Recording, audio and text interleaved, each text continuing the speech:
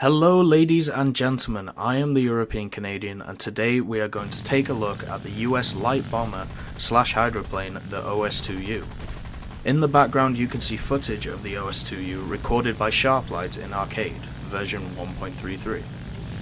We will start with a review of the history of this plane and how it was used during World War II.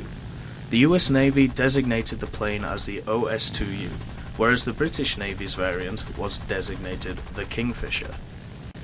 The OS prefix in the designation, according to the US Navy system, means that it is an observation scout plane.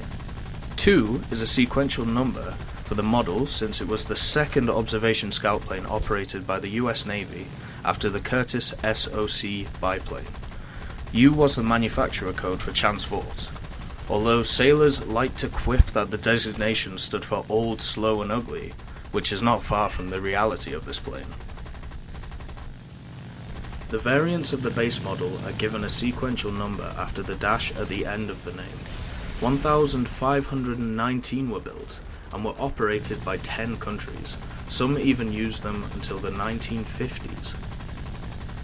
2 variants of this plane are available in War Thunder, the OS2U1 and the OS2U3, both found at rank 0 on the US skill tree, and they differ only slightly. Weapons-wise, these planes have one forward-facing 7.62mm or a 30 caliber machine gun, which is the same as the other 2 rank 0 planes, the British Swordfish and the Japanese F1M2. It also has one back-facing turret, a single 7.62mm machine gun.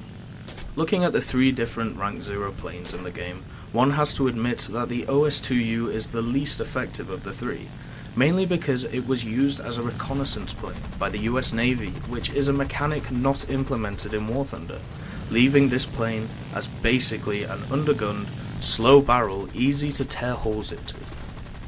The Swordfish is equipped with a torpedo, so it has a specialized role, and the F1M2 is a decent fighter but definitely needs more firepower to compete with other fighters.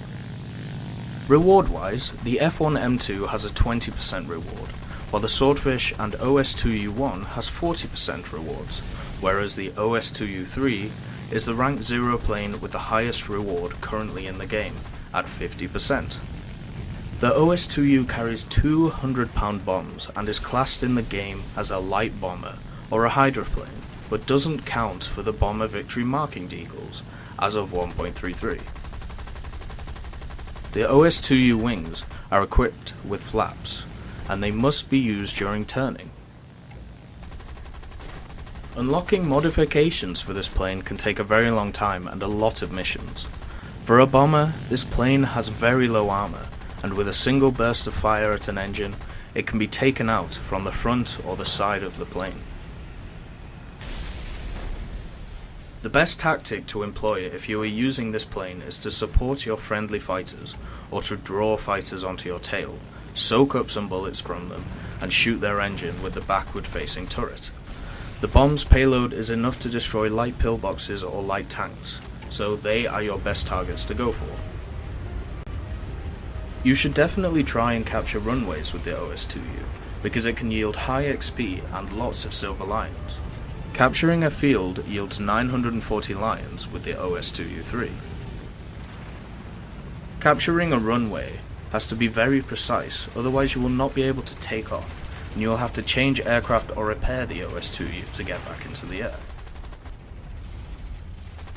Strafing in the OS2U will leave you with a low speed, no altitude, and you'll end up as a sitting duck for fighters. The skilled approach is to dive on ground targets and strafe for hits only, using the speed from the dive to maneuver around. Comparing the 2 variants, the OS2U3 has nearly double the rate of climb of the OS2U1, which can be very useful, but apart from that and a few plane model differences, such as the OS2U1 has a yellow tip on its propeller, whereas the OS2U3 has a multicolour tip, they are very much the same plane. If a player wants to use only one, then it makes sense to skip the OS2U1 and go for the OS2U3 right away to get the higher reward and the better climb rate.